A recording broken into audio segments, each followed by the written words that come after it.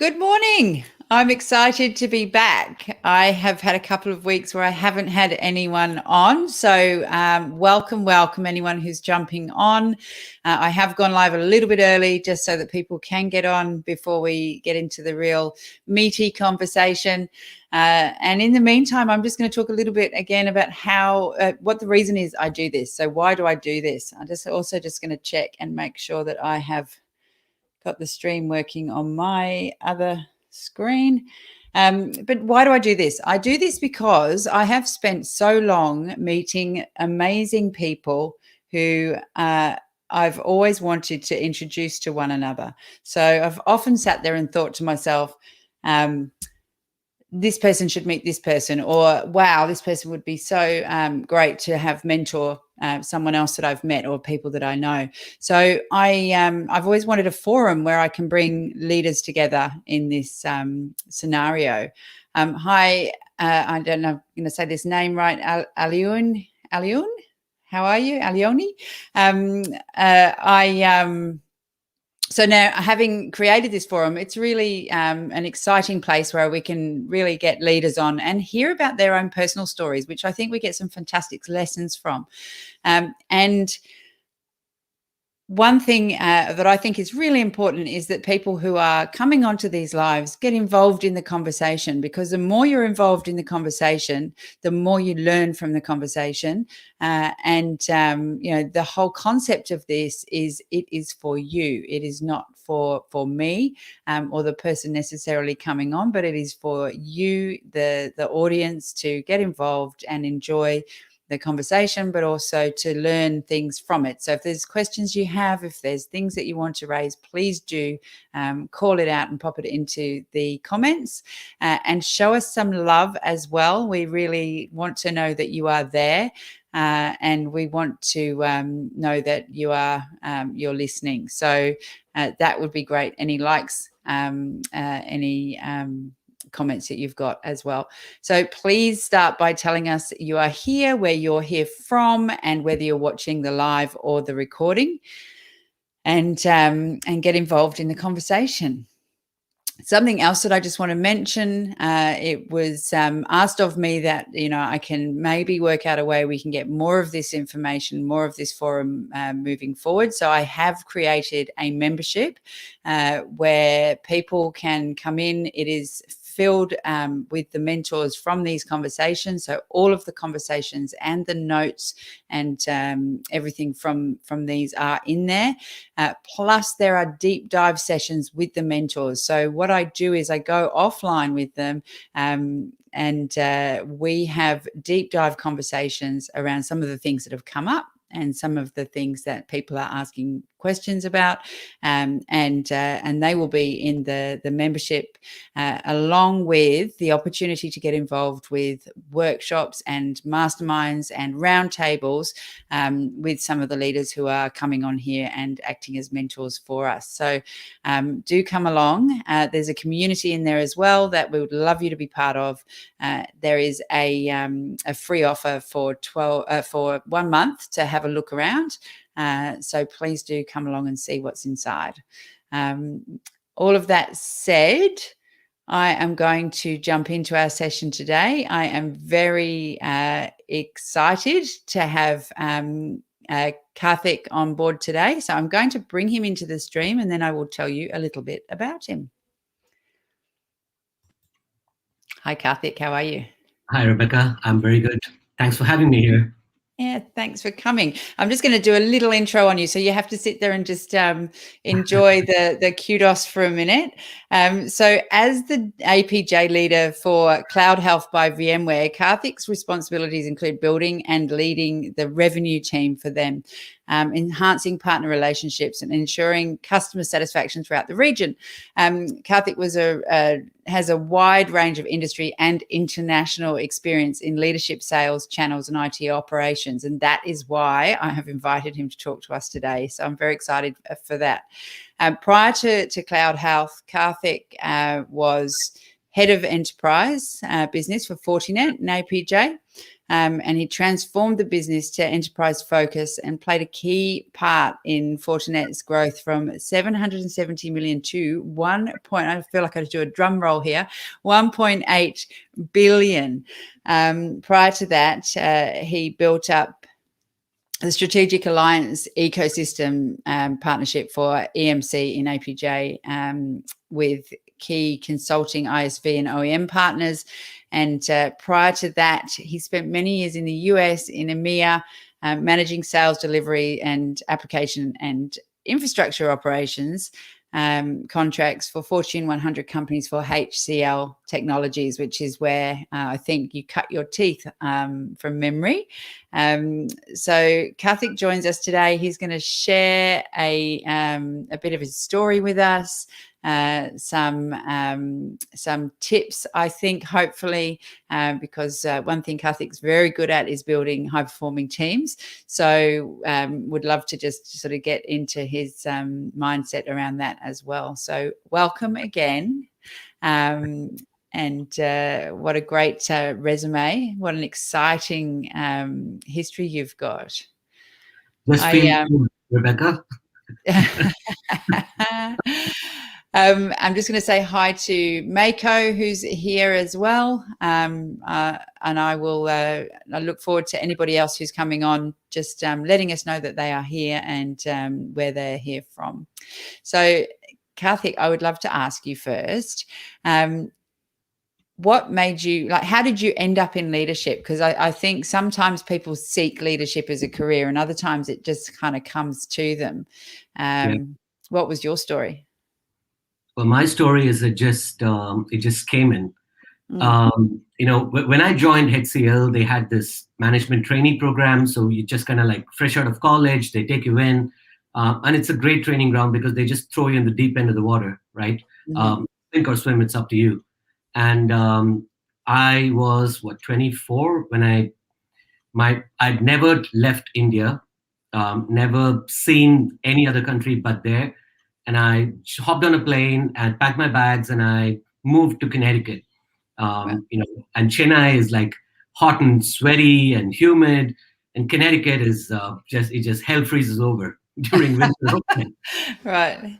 And so the initial part is all about taking the risk and doing your work as an IC, individual contributor, and then just have chanced upon a manager or a middle manager, leader kind of a role where you have to manage a team. And I'll be honest, right? Those are the places where I made mistakes, and it's good that you make those mistakes early on in your career, that you learn from them, right? So to answer your question, I chanced upon leadership. Wasn't ready for it when I got it, right. But I had great mentors who held my hand and walked me through it and transformed me from a crappy leader to an acceptable one now. Okay, I reckon you're probably more than acceptable. But it's interesting because I think a lot of leaders think they fell into it, and really more often than not, though, someone's identified something in you that's worthy of leadership. And absolutely. Absolutely. Good leaders do that, right? I mean, when you see things in people that they don't see themselves, the good and the bad both, that's really where you become a good leader, because you are able to coach and mentor them to work on those weaknesses. And sometimes in overconfidence, you kind of like play down on your, you want to hide things, right?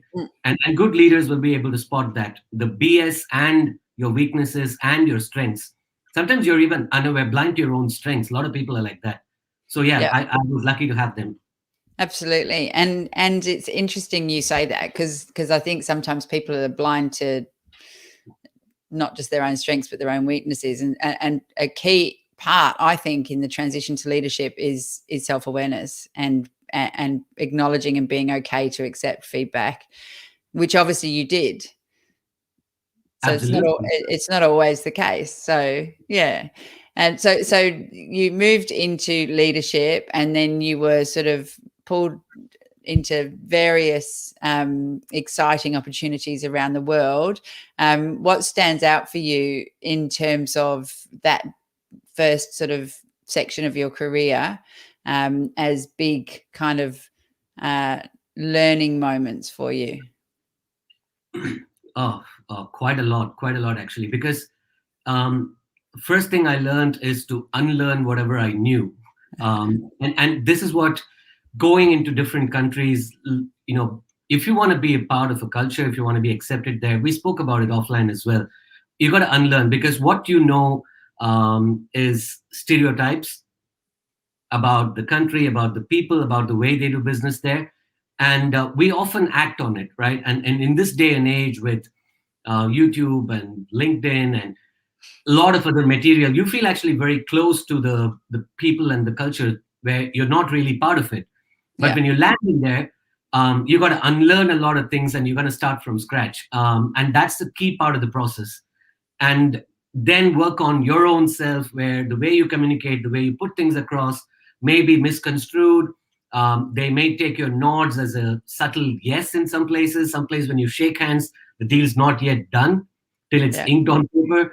All those nuances start playing up. And it's just adaptability, right? One of the core tenets, that 5 things that I look at, we spoke about Tesca, the last part, the attitude, adaptability part. You always need to have that. And that was the key learning for me in all my things, because going into France and Germany, where I didn't speak the language, and yet you had to set up offices there, meet prospects, build confidence in investing as a partner. Very, very difficult stuff. And same in South Africa or Middle East, different cultures. You got to connect in different ways to make things work. So yeah, the ability to adapt, quick on your foot, and be open to learning. Yeah.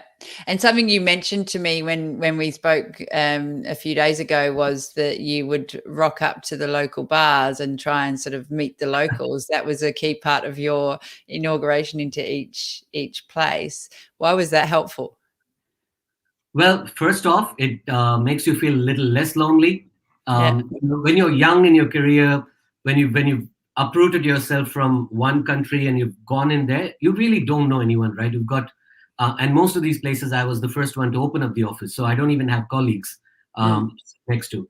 So you got to have a balance in your professional and social life both, right? And this is some things where people keep saying that leadership is a lonely place, because I think people misconstrue the difference between transparency and being clear or clarity, right? Sometimes you can't be too transparent about things because people are going to get scared, but you have to be clear in your communication. So that's where your social network comes in, where people are not going to judge you. You're just another person to them. They don't care whether you're a VP or a CEO or whoever. You're in a social setting, and that keeps you balanced emotionally. And by the way, you get to learn a ton of stuff. Where to go, what I'm doing over the weekend. You make some good friends. Good balance, and you will find people that would be a good fit into your company for different roles. I mean, I've had office admins and people who work in the mail rooms. Everyone from there. It's a good place. Yeah. Okay. Excellent. Just very quickly going to acknowledge there's people saying hello. Thank you for letting us know you're there. So Sarah D. Zada is on, and Robin Thomas from Singapore. Hi, Robin. Satchit, I know I've got to say these names right. Yogika. And Jonathan as Vestis. So these are all people from Singapore. I'm guessing they're from your network. So welcome, everybody. And someone else, sorry, from Melbourne, not ignoring you, just Mahbub. Hi, how are you? Mahbub's on from Melbourne as well. It just doesn't always come up with the name. So thank you for coming on board, everybody.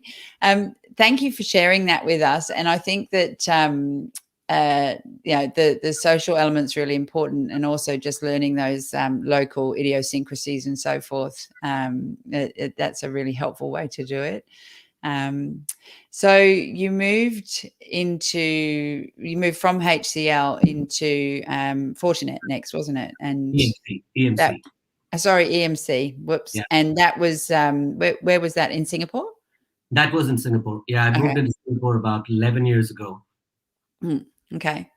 And so, on your journey into leadership, obviously, firstly, you were sort of a little bit like a rabbit in the headlights, I'm sure. And what are the kind of key things? Because moving into a company like EMC, who are a very sales focused organization, would have been an interesting step as well. So what were the sort of key learnings for you there? Yeah, I think going back to what we spoke about, right? What do I know? What do I not know? Yeah. I knew that I was pretty good at sales, right? Mm, I've demonstrated that worldwide. What I did not know back then was that I was doing it without a proper methodology, without a proper framework, right? And I would learn from my mistakes, but not with a proper methodology. I think there was a time, I think early 2010, like it kind of dawned on me that I'm not really learning new stuff. I'm trying my old tricks again and again. And EMC, during the course of even having conversations over there, the process discipline, the framework, the methodology, that aspect of things was um, definitely a big learning for me, right? mm, The culture wise, HCL thrives on letting you do your own stuff. You figure it out and you be successful. mm, EMC is like, here's the recipe, here's the framework. If you follow it, you're going to be at least this amount successful, yeah. right? And then you build on top of it. So you go from good to great, but you've got a framework. And that was a big learning for me, which also kind of changed the way I look at how we manage people or how we go about communicating, how we engage people, how do we identify talent, how do we plan for their journeys, and so on and so forth, right? Right. Um, HCL is like the best performers get promoted. The planning process behind that is not as methodical. I'm not putting them down. I'm just saying that it wasn't mature enough at that stage.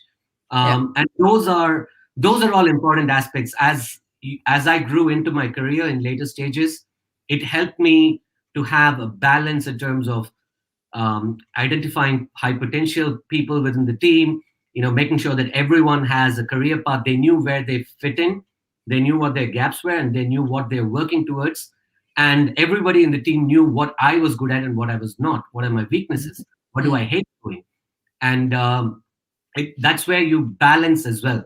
You got to yeah. surround yourself with people who cover up or support in areas where you're weak. Otherwise, as a team, you're going to be weak in certain things, which you don't Yeah. want. Yeah. Yeah. I think there's a tendency as well to feel like you want to hire people that you, when I The say clone. I'm going to say like, but when you like them, doesn't necessarily. So what I mean is who are similar to you. Yeah, clones. Exactly, the Yeah, clones. Yeah, yeah, and you often fall into that pitfall, which is not yeah, a good thing. yeah. It's very easy to do that. Bias is unconscious bias and conscious bias is a huge thing when it comes to creating a team that really does work. People talk about diversity, but I think it's diversity in thinking and approach and all of those things. And it's a challenging thing to overcome. So I know you've talked to me about that. There's certain traits you look for in people. Is that part of trying to remove the bias, I Absolutely. suppose? Yeah, Absolutely, absolutely. When you're thinking with your head, you do get clouded when you start putting down things down on a piece of paper. So the framework that I have is what I call as TESCA. Teamwork is very important for me. That's top of the list. Experience is at the core of things. Smart. You have to be smart to leverage resources. Doesn't just mean intelligence, but smart in the way you approach things, smart in the way you act. mm, And the character, again, pillar strength, how persistent are you, stand up, honesty, integrity, all those traits. And the last part is attitude, which is where, how adaptable are you? Are you going to question everything? And when you do question, are you willing to change and accept a different outcome? uh, why not rather than why, all the time? So when you start putting things down and evaluating people with a framework, then I wouldn't say that you remove the bias completely, and that's the other part where it's not just your thoughts. You yeah, don't give anyone a score. You do your interview, you take people who would not necessarily agree with you on everything and put them in the panel Yeah. and let's see what they come up with, and Yeah. grade everyone on this framework. And then you're going to end up with more unbiased opinion because the scoring is going to be different and done by different lenses as well. Yeah, absolutely. And yeah, I mean, the first thing that comes to mind is all of those things you've described are fairly objective. Or am I using the right word? Subjective. So basically, anyone can have an opinion on what that actually means to them. So how do you interview for those traits? Like what things do you actually ask, or what do you do to identify who those people are? Yeah, so I think that's where the next part comes in, which is like having a playbook for sales profiles or interview profiles, right? So you've Yeah. got specific questions which kind of lead in on the answers. Like, for example, you ask people about what is the most challenging personal situation or a professional failure, that they've had, and ask the candidate to walk you through it, right? And more often than not, the candidates are going to either attribute, say, a professional failure to external factors, right? Mm-hmm. And that gives you an indication on what kind of people they are, because if they're attributing everything to like, oh, the price was too high, I didn't have this support, the company wouldn't invest in this region, those are external attributes, and that means you're not taking ownership. Your attitude is that of of blaming the circumstances rather than Yeah. learning from it, right? Yeah. And which is where the questions become very important, because as you rightly said, these are broad things. Anyone can put, oh, I'm a great team player, I'm very adaptable.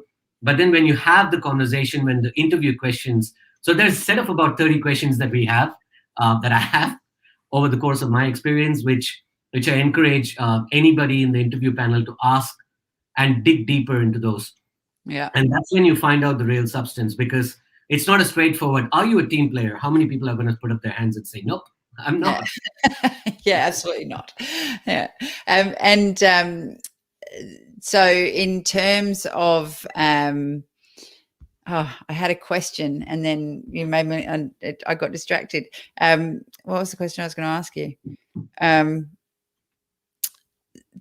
It's completely gone. So let's just jump back into the chat box for a second while I just get my question. Will come back when I'm not concentrating on it. So Deepali is there as well. So thank you. Welcome.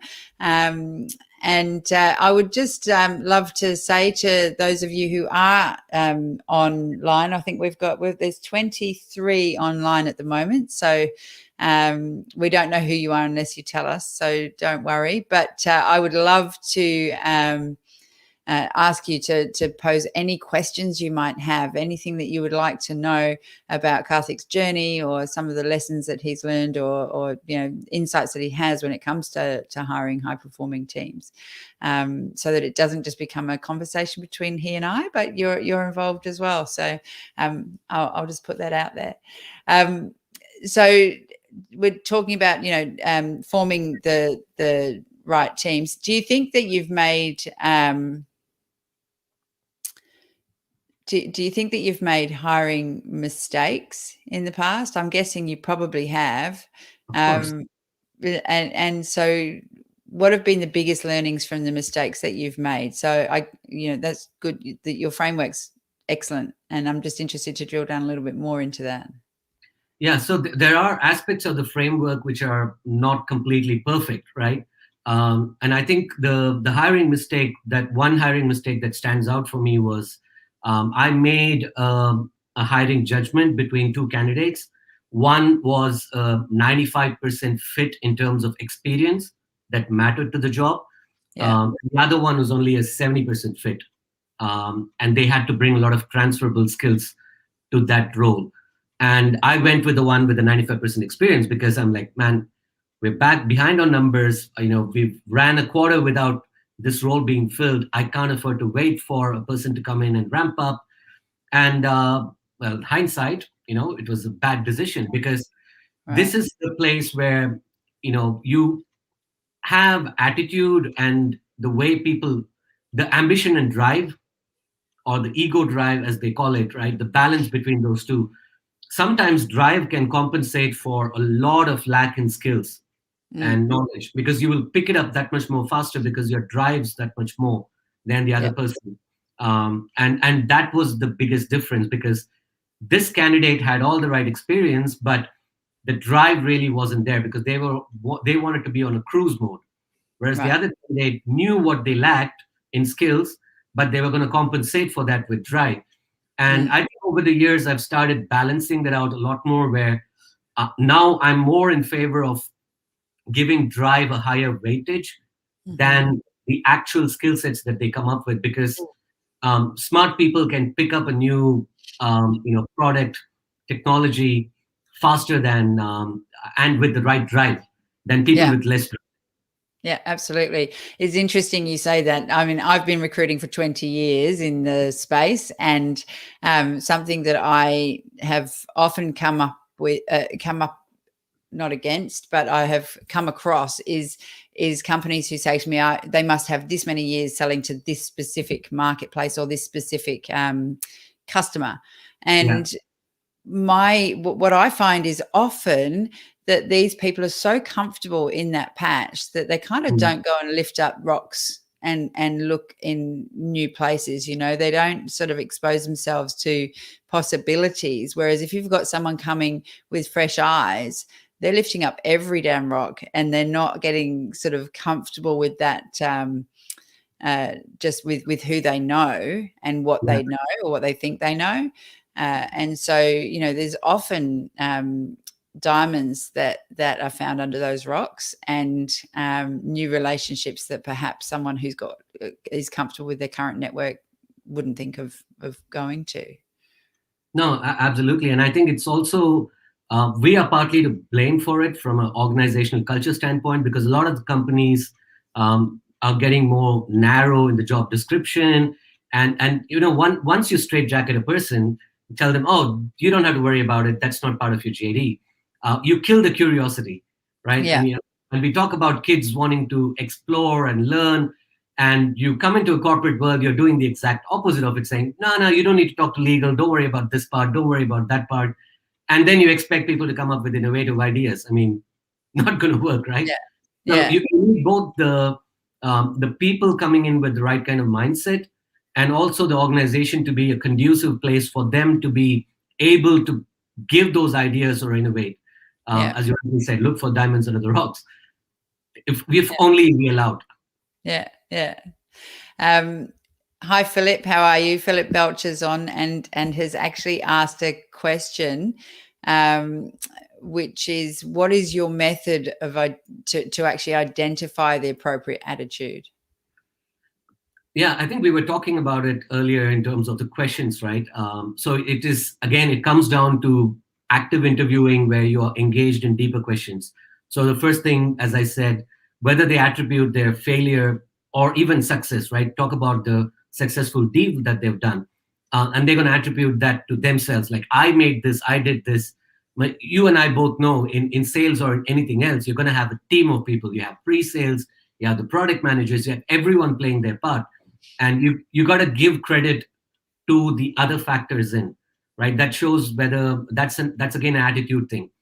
Mm. Second part is the coachability, right? If you point out something to them, saying on their sales methodology, or question them on how they identify a champion, how they challenge a champion, test out a champion in their sales process, and their answers are going to be defensive, because like they know the outcome, right? They won the deal. You shouldn't be asking me these questions.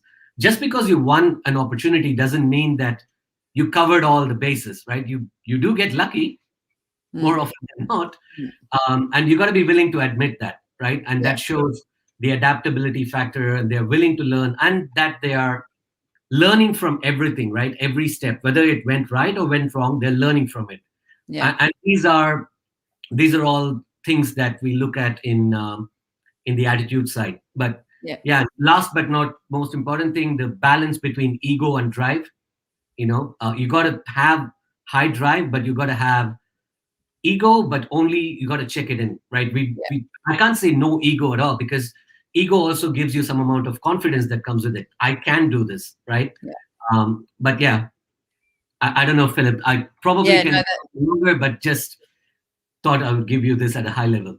yeah, no, that's great. And I think, it's more about, it's not just what they're saying, it's how they're saying it and their approach to the questions. Some people respond when you do drill down and ask questions, you can have it's how they respond.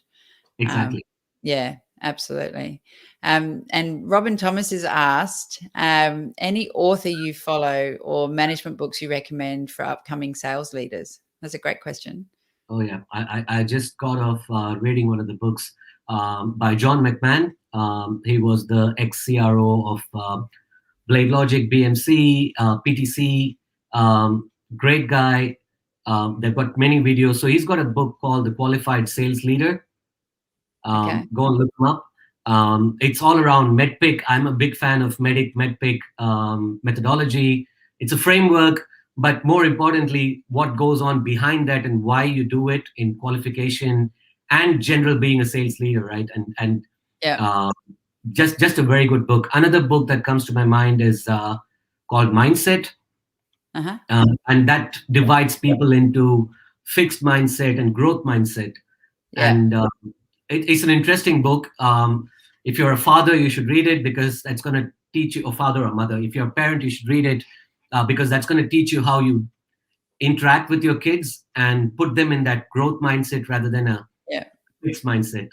Yeah. I think my kids get sick of me. Just constantly, well, don't put it like that. How about if you looked at it like this? And just trying to sort of shift that. But I think it's so important, and it's not something that's necessarily taught in schools. So you're right. Yeah, and a growth, you hear glass half full, glass half empty. It really is all about trying to look at it from that glass half full perspective and looking at what you do have, not what you don't have, what you can do, not what you can't do. I'll share a resource on LinkedIn in the next couple of days on that. Just now you've made me think of it. I've got a resource on growth mindset that I'll be happy to share. Right. Philip says, thank you. Sorry?